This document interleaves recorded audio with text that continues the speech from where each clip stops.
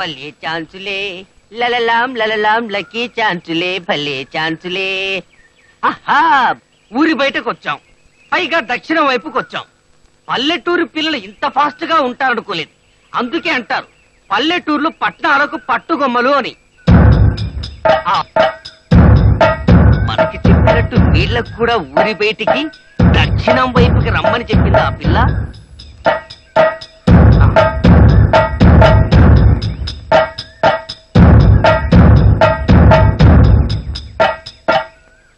మీరెవరి తాలూకండి? అమ్మాయి తాలూకా. చాలా సంతోషం, వస్తానండి. ఏసేంట్రా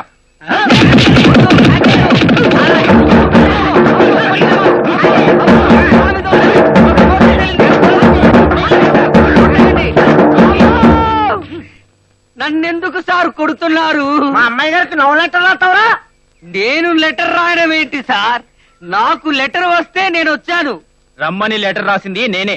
మీరు మగాళ్ళై ఉండి మరో మగాడికి ఊరి బయటకు రమ్మని లెటర్ రాస్తారా? అమ్మో, నేను ఆ టైపు కాదు సార్, నన్ను వదిలిపెట్టండి. పెళ్లి కూతురికి లవ్ లెటర్ రాసిన వాడివి నిన్నెలా వదిలిపెడతాంరా? ఆ పెళ్లి కూతురికా లవ్ లెటరా? ఒక్కొక్క డైలాగుతో ఒక్కొక్క ట్విస్ట్ ఇస్తున్నారేంటి సార్? ఓయ్! పెళ్లి కొడుకు ఫ్రెండ్ అయి ఉండి పెళ్లి కూతురికి లవ్ లెటర్ రాస్తావా? నాకు లీవ్ లెటర్ రాయడమే రాదు, లవ్ లెటర్ నేనెలా రాస్తాను సార్? పైగా పెళ్లి కూతురికా? ఇంకా మాట్లాడరా? వేసిందే. అబ్బో, అయ్యో, అయ్యో, అయ్యో. ఎందుకు అంకుల్ కొడుతున్నారు? అక్కకి ఉత్తరం రాశాడు కదమ్మా, అందుకని. ఈ అంకుల్ కాదు రాసింది. ఇల్లు కాలిన తర్వాత ఫైర్ ఇంజన్ వచ్చినట్టు చివరిలోనైనా వచ్చావు కదమ్మా, థ్యాంక్స్. నిజంగా ఈయన కాదా? కాదు నల్ల మావా. నిజంగా కాదు నల్లమావా. మేము కొట్టినట్టు ఎవరికైనా చెప్పావు? ఇవి చెప్పుకునే విషయాలా నల్లమావా? ఆ,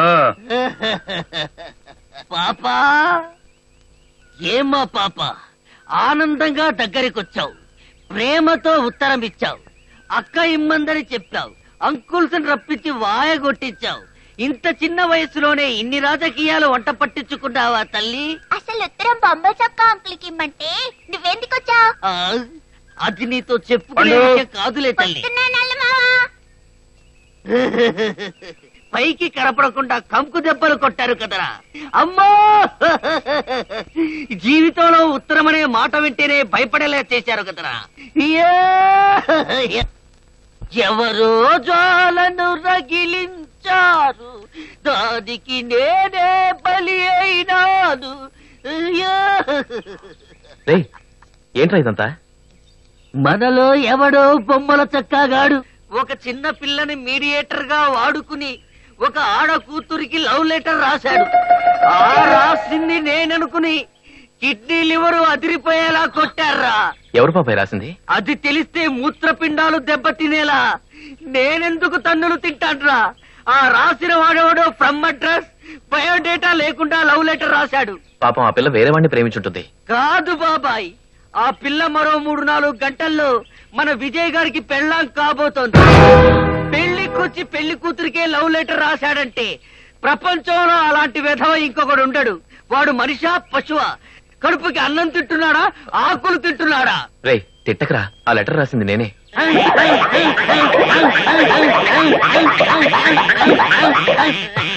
ఏమైందిరా? ఏమైందంటావేంట్రా? మన సర్కిల్లో నువ్వు ఒక్కడివే మంచివాడు అనుకున్నాను. నీకిదేం పోయే కాలంరా. మదర్ ప్రామిస్ గా చెప్తున్నాను రా, ఆ పిల్లే పెళ్లి కూతురని నాకు తెలీదు. లేకపోతే నేను ఆ లవ్ లెటర్ ని. ఏంటి లవ్ లెటర్ అని మాట్లాడుతున్నారు? అదేరా పెళ్లి కూతురికి. పెళ్లి కూతురికి నేను చూసిన అమ్మాయి ఫ్రెండ్ అయితే ఈజీగా లవ్ లెటర్ రాయొచ్చని. ఆ అమ్మాయి ఎవరో చెప్పరా, నేనే మాట్లాడతాను. నీకెందుకురా ఆ బాధ?